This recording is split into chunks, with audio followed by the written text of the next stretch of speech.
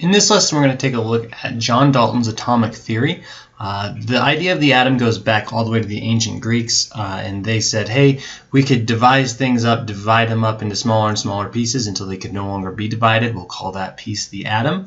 But then there was another school of thought, Aristotle. He was like, well, matter is continuous, there is no smallest bit, and it's a melding of the four elements, earth, wind, fire, water.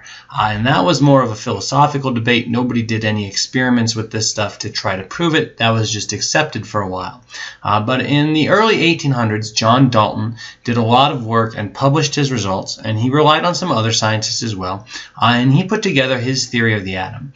And he says atoms are the smallest part of matter. So all matter is composed of atoms. Atoms are really small. So when we actually have a sample of matter that we can deal with, we're talking about billions to trillions or more of atoms.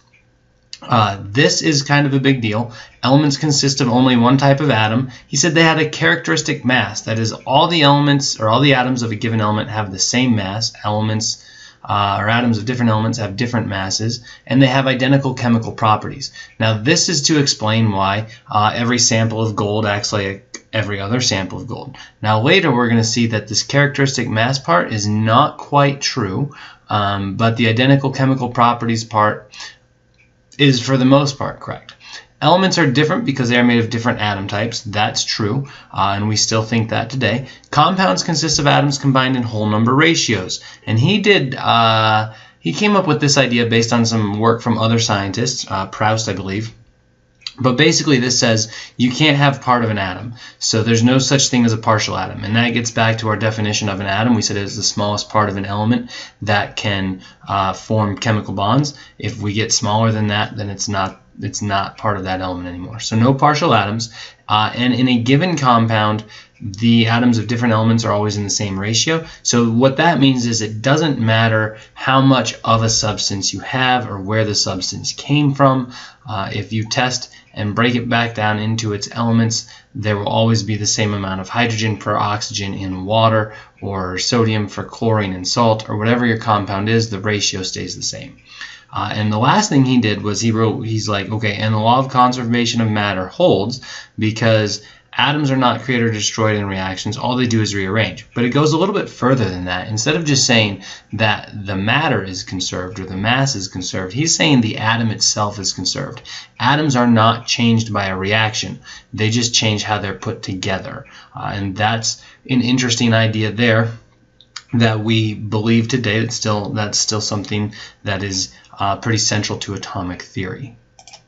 Now, the work that Proust did that Dalton based his laws on, or a couple of those for the law that atoms always combine in whole number ratios, is this law of definite proportions or constant composition.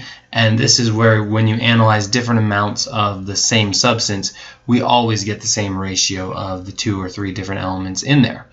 So the law of definite proportions is also the law of constant composition. It basically just says that every compound always contains the same ratio by mass, or same percent by mass of the elements that make it up. However, the converse is not true. So if I have a sample of something and say the ratio of carbon to oxygen is 2 to 3, and then I have another sample of something and the ratio of carbon to oxygen is 2 to 3, just like before, that does not necessarily mean that those two things are the same compound, because the carbon and oxygen atoms that make it up could be hooked together in a different order and a different shape. So while it is true that any compound that we have, any sample of that compound will have the same proportion of the different elements, just because something matches that proportion doesn't mean it's in fact the same compound. And then the law of multiple proportions takes this a step further, and this is actually where Dalton gets his idea of atoms must combine in whole number ratios and we don't have partial atoms.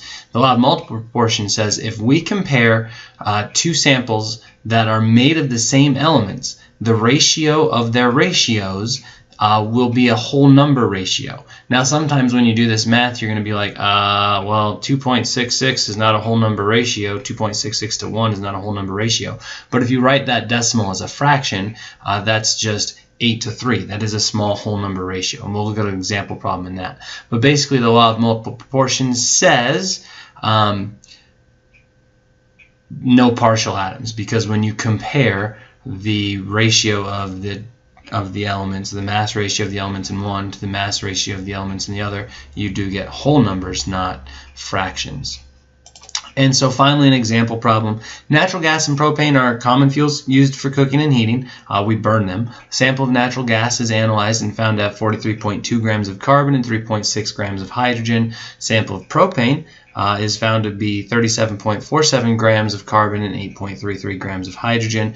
Are these data an example of the law of definite proportions, the law of multiple proportions, or neither? Are propane and natural gas the same thing? Well, as far as the law of definite proportions goes, we only have one sample of each one of them. So I went ahead and did the math. The natural gas mass ratio of carbon to hydrogen is 12 to 1, and propane to the mass ratio is 37.47 to 8.33, which is 4.5 to 1. Now, since we don't have other samples of these, we can't really say, well, that's the law of constant proportions.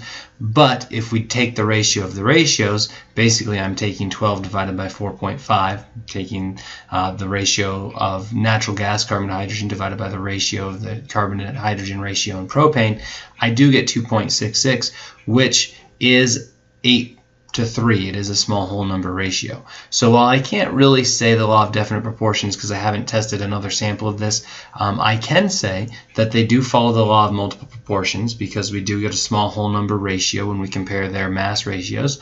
And it does make sense then that the compounds are different. Even though they're both containing carbon and hydrogen, they do have different ratios of carbon to hydrogen, which makes them different compounds.